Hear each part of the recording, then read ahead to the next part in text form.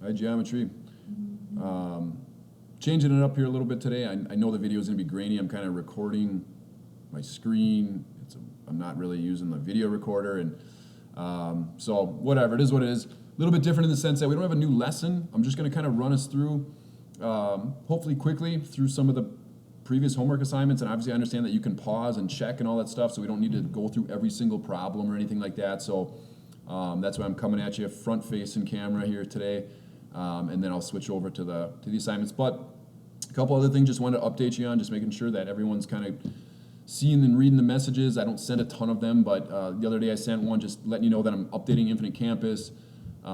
It's a process. I'm looking at everybody's homework assignments and stuff like that. So I'll hopefully later today or tomorrow, I think, I'd like to get those all kind of updated. With that, keep submitting assignments even if they're past the due. I'm not taking off like half points. I'm taking off 1 or 2 points total for timing. I want you to do them basically. So keep working on those. Go back, watch videos. You can see on today's, obviously you clicked on it, you're watching the video. There's an attached quiz on these concepts. So how that'll work, it's really just like a homework assignment in a sense. That's how you're gonna submit it and everything, just like you've been doing with the homework assignments. It's just these ones kind of actually count as far as are they right or wrong. So take your time, do them right. It's essentially open note. I can't control, really what you're doing as far as home-wise. So it's make sure you're doing it. You're taking the time to do them correctly. And if you're making mistakes, you'll see them hopefully today on the as we go through the homework. Reach out to me before you start the quiz and before you start working on it. So I'll give you some time to do it. It's not due till next Monday, so find some time between now and then to do it. Last thing, I think, hopefully last thing, in Infinite Campus, the fourth quarter is going to be a little different. Obviously, we're home this whole time. We're working from home, so it's going to be, assignments are 50% of your grade, basically. So, I mean, you got to be doing them. Don't skip those daily assignments, weekly assignments, really. And then the virtual assessments are the other 50% of your grade. And you're seeing the first one here today, and they're not really any more than a normal homework assignment. So don't make a bigger deal about them than they are, but at the same time, we still can't skip them. We got to do well on them. So, that's definitely a change as far as just how the gradebook is set up for the quarter and everything like that. So they're not 100-point quizzes. They're not 100-point tests. It's literally, I think this one is 14 points I set it up as. So each homework assignment is 10, so it's all going to get kind of put into a big pool as far as homework assignments and assessment portions, and your grade will kind of be 50% of whatever your averages of both put together. So just kind of updating a few things there, letting you know where we're at. So I think that's it. Stay tuned. Next week, we'll after the quiz is kind of submitted, we'll start a new chapter, so it'll be kind of nice to start fresh with some new stuff here for the quarter. Start with some different concepts and everything. So just letting you know what's coming. So hopefully it was good seeing me. I'd still like to see from some of you. It's nice to see some new faces every once in a while. So I do miss you. Let's walk through the homework assignments. We can go quick here, I think.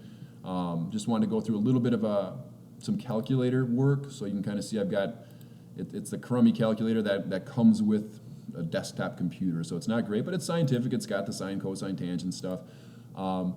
Just pause as needed on on the video here. Believe it or not, this is the third time I've recorded this video. It's screwed up a couple different times, so I'm hoping we can get this one done. Just going through, we've got our two different setups. Where really was the unknown in the numerator, or was it in the denominator? Okay, and one was kind of the single step, 18 times the sine of 32, just understanding how your calculator works. I won't do this for everyone, but 18 times, on mine, I actually have to push the 32 first, and then push sine. There's where my 9.5 is coming from. Okay, so these first couple were like that, 5, 6, kind of depending on how you solved them. Put the variable downstairs so you can see when I get to a spot where you can kind of see what you're typing in. Don't from right here, don't try to type this into your calculator. There's nothing to type in yet. I don't really know what I'm solving necessarily for, or like what should I actually type in. So take the time, do the cross multiply, and get to this spot where now I can go 13 divided by, let's see, I got to push 40, tangent, there we go, there's my 15.49. So just a little bit of calculator practice. You got to be using those trig functions. It's not just 40 or 13 divided by 40 or anything like that. So that was kind of the first lesson, just getting familiar with SOHCAHTOA, trigonometry, and solving for side lengths and triangles for the most part.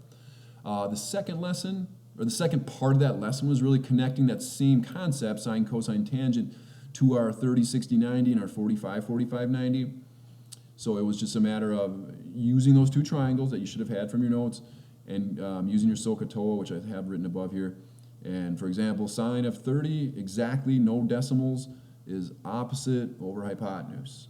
Adjacent is, or cosine is adjacent over hypotenuse, square root of 3 over 2. So that's where those are coming from.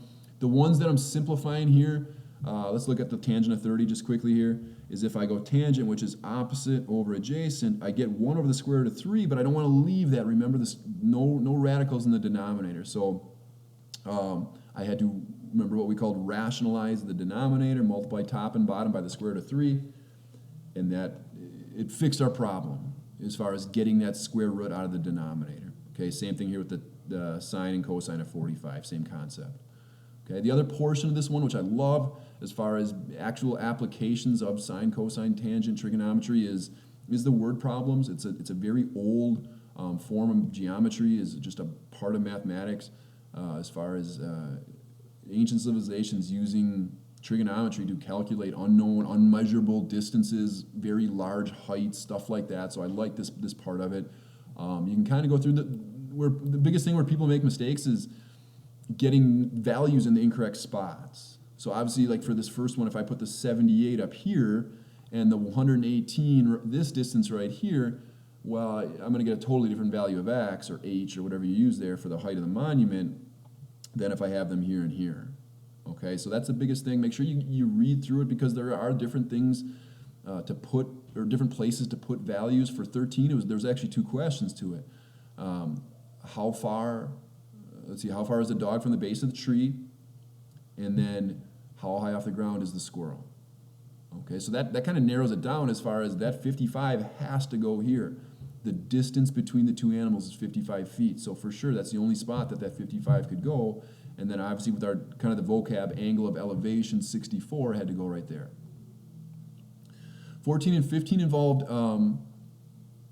angle of depression.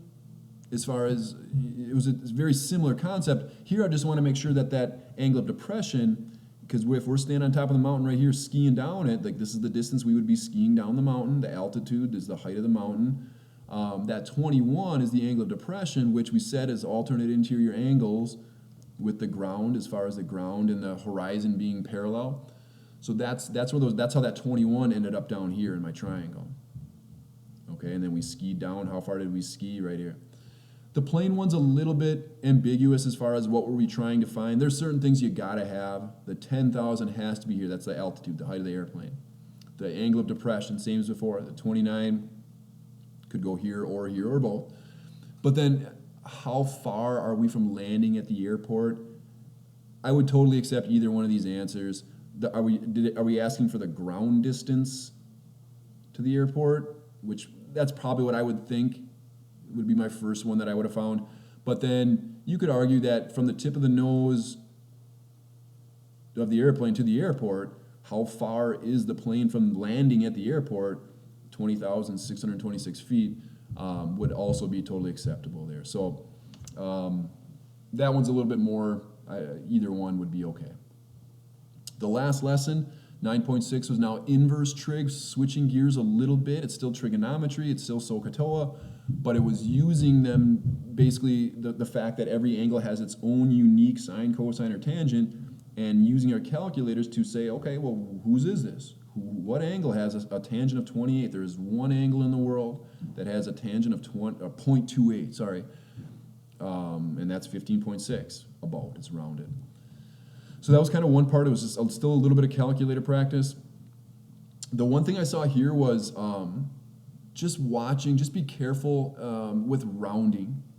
Okay, so for example, right here, let's do this first one. Just if I want to find the measure of angle A, all right, I'll get my calculator up. And I go, all right, I'm standing at A. I know the opposite is 10. The adjacent is 22. So I want to use tangent. The tangent of angle A is 10 over 22. So all right, I'm ready to go. Inverse tangent of 10 over 22. So if I go to my calculator, and here's what I don't want to do, 10 divided by 22 is 0.4545 repeating. Okay, so I'm going to clear that and just say, that's about 0.5, right? If I round that up to 0.5. So what is the inverse tangent of 0.5? Oh, 26.6. Well, that's, to be honest, not even really close to that answer. You'd say, well, relatively close, but that's off by a lot. Did I make any mistakes? Not necessarily, but I rounded when I shouldn't have rounded, and I didn't need to round. I should have said 10 divided by 22 is 0.45. It's not 0.5. It's 0.4545, and that kind of goes to that uniqueness that if I just round everything up to like the nearest tenth, then we're taking away a lot of angles. Like there is only one angle that has a 0.454545 repeating angle measure. Who is it? So I'm going to ask my calculator that exact one, second tangent of, you can see it right here, 0.4545. There's my 24.439 degrees. And at some point we have to round for the answer, but don't round mid-problem. Okay, that would be one spot that I think a lot of us could clean up. The other spot would be too that use all the functions. Use tangent, use sine, use cosine. Like for here, some of us were finding this value using the Pythagorean theorem, which isn't wrong. 7 squared plus x squared equals 12 squared. Figuring out what this is, and then using tangent opposite over adjacent, inverse tangent to figure out this angle measure, which you're going to be close. In some cases, maybe it's the same, but you're doing more work than you have to do. I know the adjacent, I know the hypotenuse, so I can use cosine. The inverse cosine of 7/12 is 54.3. Okay, so I'll just stop here for a second, just get it centered so you can kind of check all of these at once. Just give it a quick pause there. You should be good. And then on the back, you had two more at the top, same concepts. Remember, it's not all inverse trig. That was one other thing too, that everybody just started using inverse trig. We only use that here if I don't know these angles. Okay, I don't know that angle, don't know that angle. I have to use inverse trig, at least for one of them, right? Use it for one and then subtract from 90 to get the other. I wrote it down up here. And then Pythagorean theorem for a problem like that. So this one did not involve inverse trig. You can see I don't have little tan -1 anywhere, or cosine -1. This is just traditional, what we would call normal traditional trig. Last couple word problems here. We struggle a little bit as far as just as a whole. Make sure you find what the question's asking to find. Okay, I think this one's pretty clear as far as you're 10 feet away from the goal. The goal is 8 feet high.